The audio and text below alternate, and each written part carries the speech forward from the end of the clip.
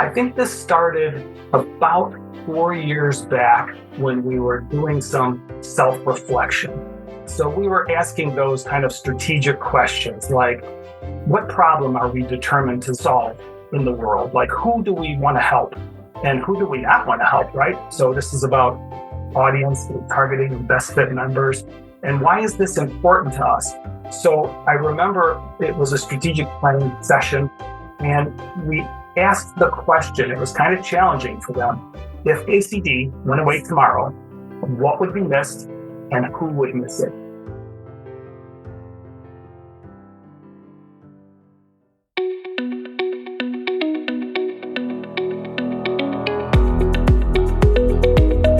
This is Associations Thrive, the podcast celebrating successful associations and their leaders. I'm your host, Joanna Pineda, CEO and Chief Troublemaker at Matrix Group International. Listen in as top association executives tell all, revealing the creative and innovative ways they're increasing membership, generating revenue, nurturing engagement, and reimagining their organizations. By the way, if you've launched a new initiative, created new member services, or updated your governance structure and are seeing great results, I want to hear your story, and so do my listeners. I'd love to have you as a guest. Go to podcast.matrixgroup.net and apply to be on Associations Thrive. Now let's dive into this week's show. Today, I'm speaking with Michael DiFrisco. He is Executive Director of the American Academy of Cosmetic Dentistry, or AACD. Michael, welcome to the show. Well, thank you, Joanna. It's so good to be here. Thanks for inviting me. Hey, Michael, tell us about AACD. Well, the Academy, we're dedicated to advancing excellence.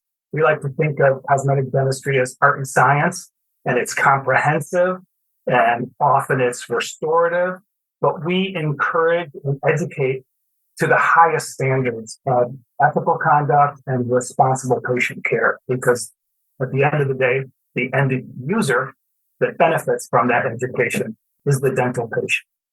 Hey, so Michael, what does it take to become a cosmetic dentist as opposed to, I guess, other types of dentistry? Well, it's not a specialty like orthodontics or pediatrics or one of the other recognized specialties, but it absolutely takes a specific kind of education. Lots of hands-on, lots of understanding about materials and methods and techniques, because at the end of the day, form and function matter, right? You want to make sure that the patient has good oral health and good functioning teeth. So it's not just about looking pretty. Yeah, absolutely. So is cosmetic dentistry on the rise? Is it increasing in popularity, staying level? Where are we? It's absolutely on the rise. It depends on how the industry is performing, and definitely the demand for cosmetic dentistry continues to grow. And it's becoming more, everybody knows some of the names by their trade names like Invisalign and things like that. So short-term orthodontics, implants, of course, are a household term at this point. And so we're educating to those techniques and those treatments. Hey, so I'll ask you one more question before we get into your journey. Why do cosmetic dentists need their own association? Because there is an American Dental Association. Sure. So the general associations like the Academy of General Dentistry and ADA have an important function. They advocate for the industry. They do education, but it's more towards general dentistry. Aesthetic dentistry is pretty specific. So we're pretty niche-y. But again, the techniques, the treatments, the materials, the methods are pretty specific to cosmetic dentistry. Okay. All right. Well, we're going to talk about AACD in a bit. But before we do that, let's talk about your journey. So how do you get to become executive director of AACD? Yeah. So when I think about that, it's kind of crazy because, you move through new roles and you meet new people and there's different employers. Your surroundings are constantly changing. And when you look at it, it all seems like randomly happening and it seems jumbled. But then when you get to a certain point, I have only been executive director of AACD for about 4 months now. And I look back at my career it's like a whole new perspective. And I realized that all those complex puzzle pieces actually all fit together, that there was kind of an order in all that chaos. So it's like one experience, one new skill gained, one new exposure to something new led to the next opportunity. So in my case, like if I hadn't scored the job of creative director at Ducks Unlimited, I wouldn't have even known what a membership association was. Ah, If I hadn't had this further exposure to organizational leadership and governance in the world of associations at the Experimental Aircraft Association, where I went next, and then to AACD, I probably wouldn't have chased down my certified association designation executive. So it's kind of weird to look back and see that everything I did, from becoming a writer and an editor and learning about publications, from doing things like public speaking and teaching people about strategy, I probably wouldn't have been considered for the role of executive director. Michael, you've been at AACD for how long? 10 years total now. So mostly as the chief marketing officer. Ah, okay. So you were there mostly as chief marketing officer. You've been ED for 4 months. What made you say, I'm ready for the chief exec job? How'd you get there mentally? I think the biggest challenge for me was that I was used to doing marketing work. I was used to working with creative teams and working with writers and content people and publications people and getting the work done, actually being the one doing some of the work. And I think the biggest thing that I've had to adjust to is that my day-to-day activities, the things that I do, the things that keep me busy, are 180 degrees different from what they have been throughout my career. But thankfully, I had a wonderful mentor in the previous executive director, Barb Kahalski. She was not only a good mentor and coach, but she gave me visibility with the boards and with other opportunities with vendors and special projects, especially those dealing with strategic planning, that I think really helped me to elevate myself out of my day-to-day work and look at the organization and our members in a more strategic way. So what kind of training and experiences do you think you've had to get or gain in order to become executive director? What's been important? I think for me, it was serving on committees and the board of the Wisconsin Society of Association Executives. Ah, Really good for me to be on the other side of the board table and to understand not just how governance works and parliamentary procedure and those kinds of things, but just to have an understanding of how to work as a volunteer with the staff teams and, understanding that, the board governs and the staff manages and where the responsibilities lie. I thought that was really important. And like I said, I got tapped, this has got to be 15 years ago, to do some speaking and some writing and some presenting. And I think that really helped me too, career-wise. Michael, let's turn to AACD. So how's membership? What's the membership environment like? Our members are super passionate and they really embrace the idea of aesthetic excellence. So we try to feed into that in order to create engagement and a feeling of belonging. I think relationships and community are very important to our members. That made it a little difficult in the pandemic years when we missed 2 annual conferences and we couldn't get together and we were relying on virtual means of maintaining or creating that sense of community. We did take a slip during the pandemic when we noticed that the membership really started to soften. People were making decisions about what was a priority to them. So we did see a softening of membership during that time, but thankfully we're starting to see the numbers change a little bit and we're coming back. Boy, that's really good to hear. So what are you doing differently to get the members to come back and to really make the case that they should be part of this organization? Yeah, I think this started about 4 years back when we were doing some self-reflection. So we were asking those kind of strategic questions like, what problem are we determined to solve in the world? Like, who do we want to help and who do we not want to help, right? So this is about audience targeting and best fit members. And why is this important to us? So I remember it was a strategic plan, strategic planning session with two boards. We have two board of directors, one regular board that oversees the organization, and another board, the American Board of Cosmetic Dentistry, which oversees our credential. And we asked the question, it was kind of challenging for them. If ACD went away tomorrow, what would be missed and who would miss it? Oh man, good questions. It seems like it's so simple, right? But there was only one correct answer in our case. And it was accreditation would be missed, and our accredited members and those in the process of achieving their accreditation would miss it the most. That was kind of a critical turning point for us because we realized we can't be all things to all people, that we are indeed a niche organization. And if you didn't have a passion and a fire in your belly and this passion for lifelong learning, you probably are not a good fit for the AACD.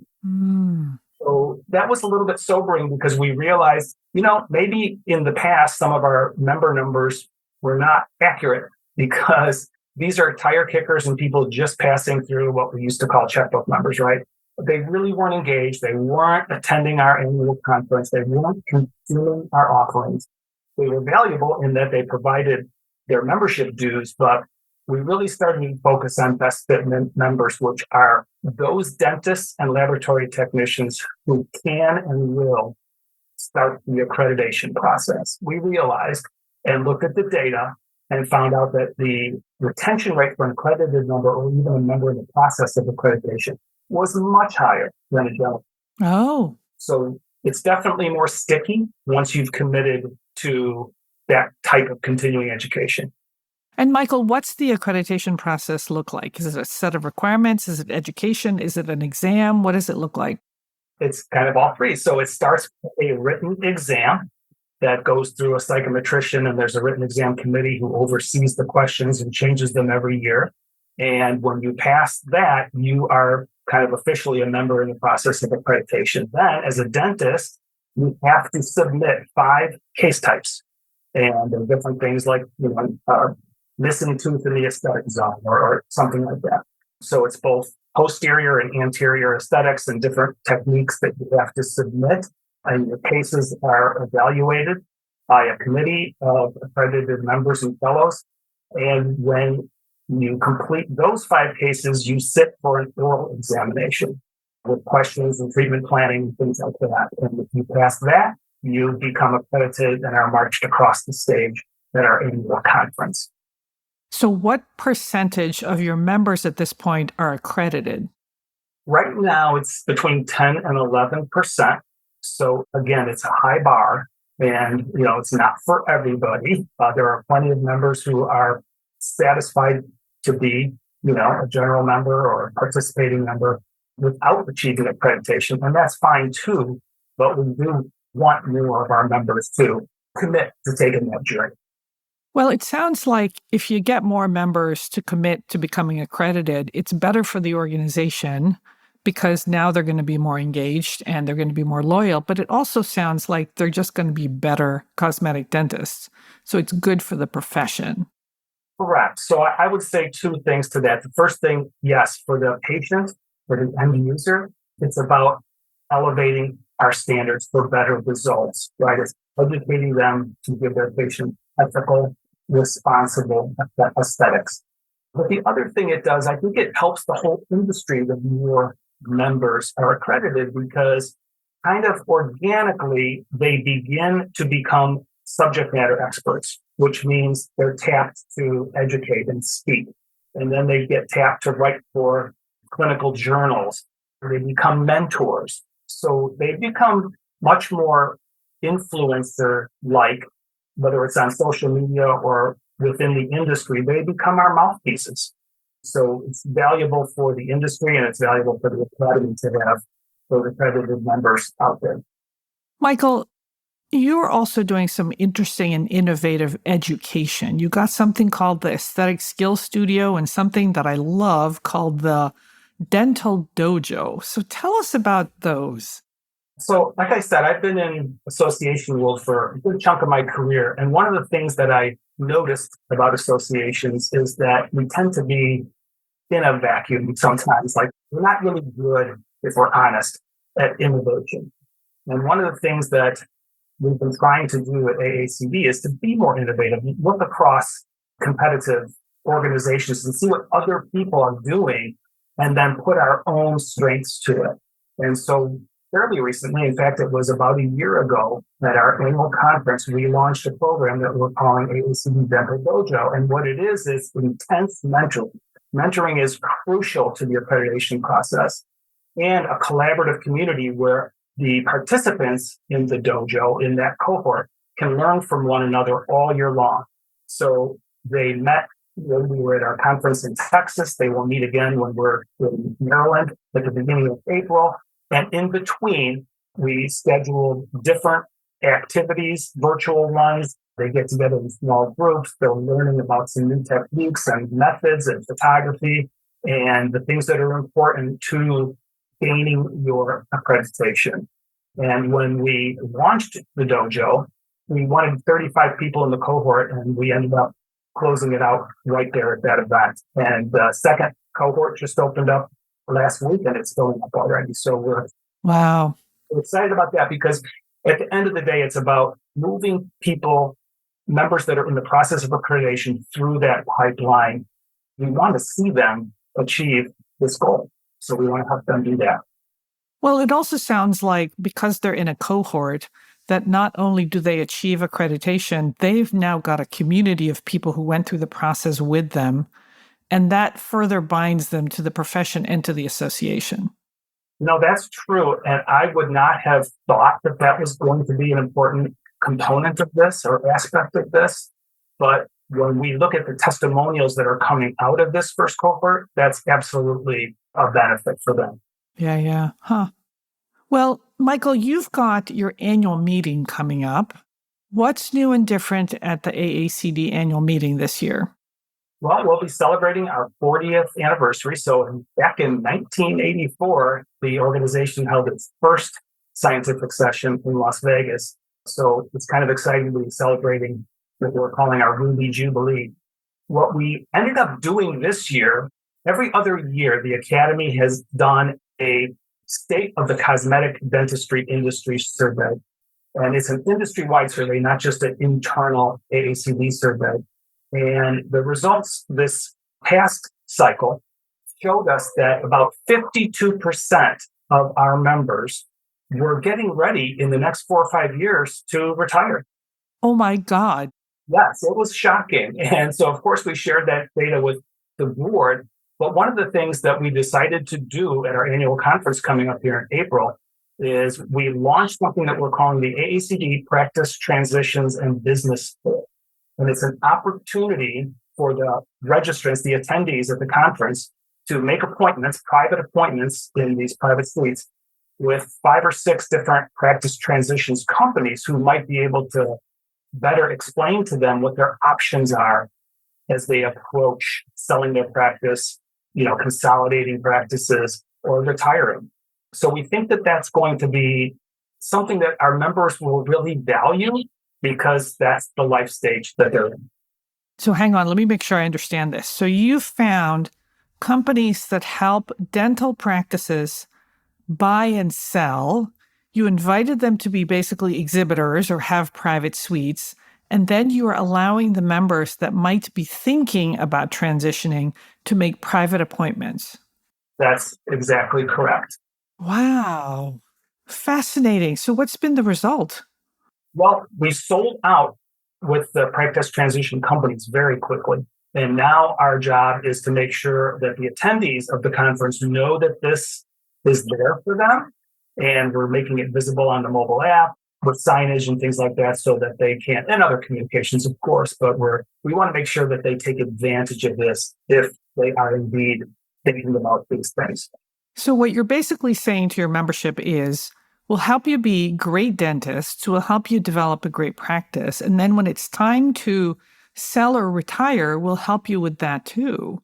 Will help you maximize your return on that lifetime of investment. Yes.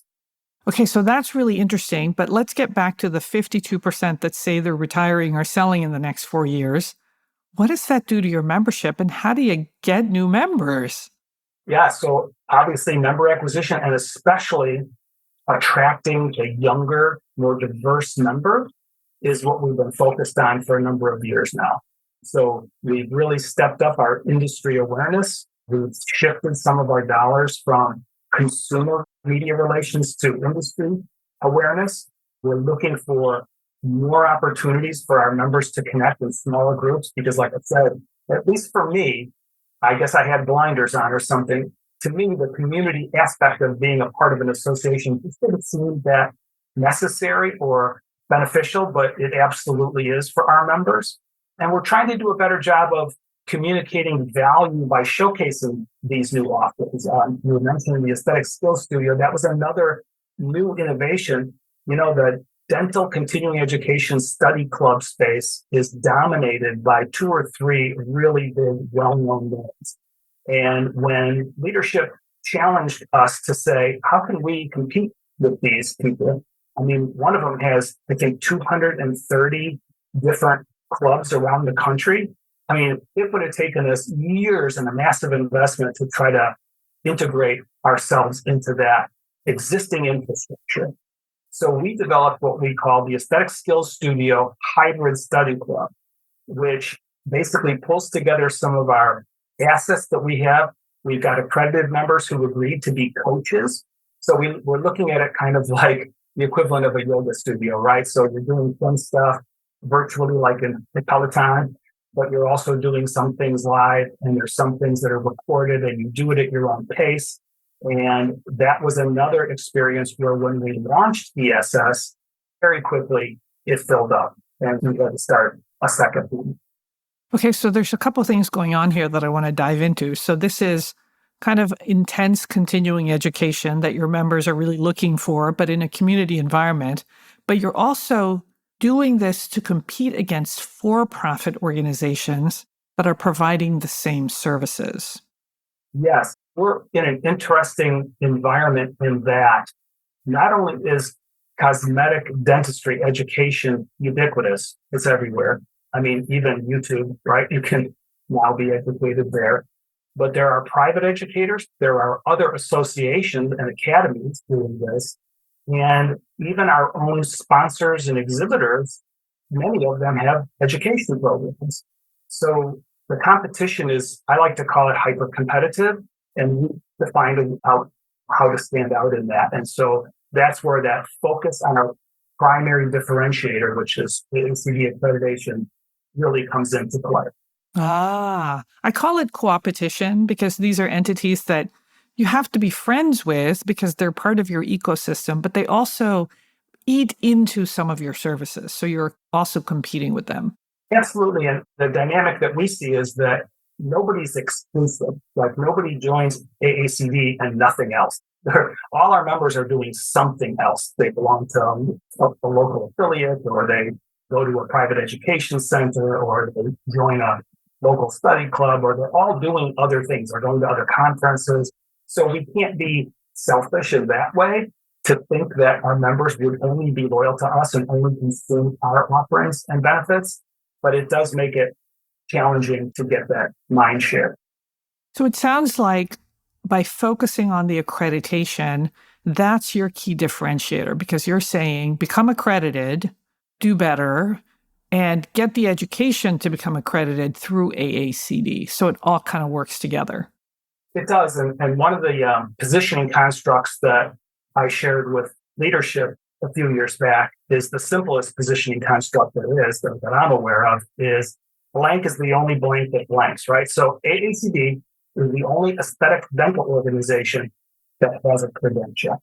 Oh. It's difficult to fill in those 3 blanks with anything else.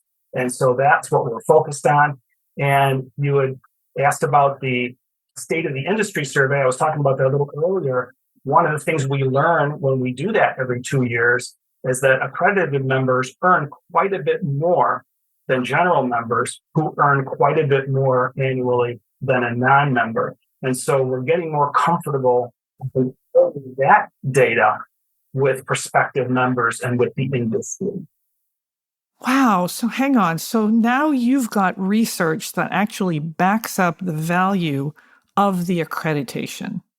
Correct. It's actually tied to more fee-for-service work, which is the opposite of doing dentistry that you depend on insurance to pay for, and higher-end cosmetic cases, more restorative dentistry, more full mouth restorations. So, of course, the price point on something like that is going to be higher than getting a filling. Michael, let me go back to something that you said. You said that you were working through this construct of blank is the only blank that does blank. And you came up with AACD is the only dental association that provides accreditation. This is so simple and yet so brilliant. Walk us through how this happened, that you were able to kind of come up with this insight. Sure. Well, one of my, I'll call it a side hustle because that's the common term that I've been doing for almost 20 years now is brand strategy. It's just something I did on the side because I thought it was fascinating. And so I've done a deep dive into branding and brand strategy, and I've done a lot of speaking and writing on that topic. And one of the precepts of that is when you're positioning your business, you're always positioning against the competition. So in a positioning exercise, we're trying to get at the truth about you well told. And so I have a number of exercises that I go through with clients and with organizations that I've worked for and represented. And one of the simplest constructs is that one that you just mentioned. Blank is the only blank that blanks. And it's the opportunity to say, in my category, I do this and no one else does it. And you should be able to say that. You know, we are in a Me Too society. You want to be, I mean, let's take dental practices, right? Dental practice has to look like this, and the logo has to have an extracted tooth in it. That's the most common. It has to be blue. And the dental practices all smell the same and they operate the same. So how are you standing out? How are you helping the consumer make a choice about you versus that dentist down the street? And that's one of the ways we do it, with positioning. Man, I am blown away by the simplicity and the brilliance of this. Michael, what are you looking forward to in 2024 with AACD? You know, I'll tell you what's really exciting. We're starting to see momentum. And somebody asked me months before I took over the role of executive director, what are you going to do differently? And I thought, I don't know, because Barb was wonderful and she did a great job. She was there for 10 years, which is pretty amazing in the association world. But one of the things that I've noticed just recently is momentum and this idea of continuous innovation. It could be part of our culture, right? So it's generating excitement, not just inside our walls with the staff team, but with leadership, the boards and the committees. And I'm hoping that demonstrating and communicating that momentum will seep out to the membership so that they feel more connected to an organization that's not stale, that's not old-fashioned, that's staying relevant and moves with the times. So I feel like that's kind of what I'm excited about, is focusing on positive movement, changes in programming and delivery, innovating new formats like the Dojo and the Aesthetic Skill Studio. It's all about creating new value for members. I think that's where our opportunity is to really be creative. Wow, Michael, I want to thank you for joining me on the podcast today. Thank you for sharing everything that you did. I hope that you'll come back because I want to hear about all the next innovations that you're working on. Sure, I'd love to be back, and I really appreciate you having me today.